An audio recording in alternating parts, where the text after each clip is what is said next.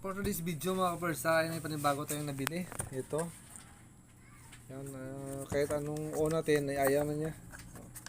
Sawa na siya sa life niya. Okay, ayusin muna natin.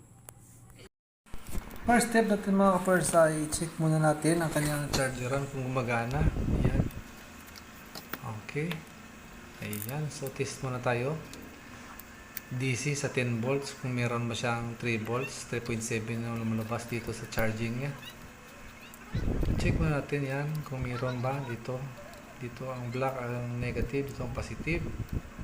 Ayan. So mayroon siyang lumalabas dito per sa ibig sabihin ang problem niya ay battery. Dito sira ang battery niya. Yun talaga ang step by step natin per sa. Okay. Good ang main board niya, ibig sabihin battery niya. So ito may naka-ready tayong battery. Ayan. Tanggalin natin dito ang kanyang charging board. Dito natin ilagay.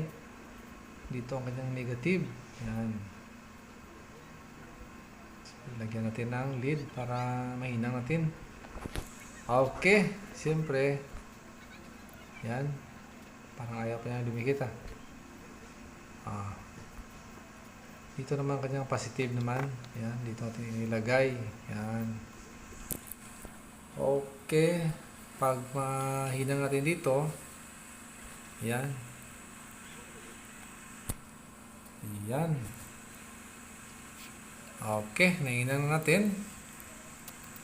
Yan. Lagyan naman natin ang lead. Okay. Ayan, dito ang positive yan. Natanggal ang positive.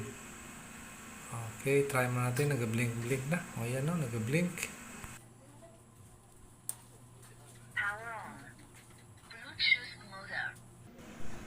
Gumana na ang kanyang Bluetooth mode app. So, setting natin. Yan, setting na natin dito mga persa. Okay, dyan. Nakakunin na tayo. O, gumagana na siya talaga.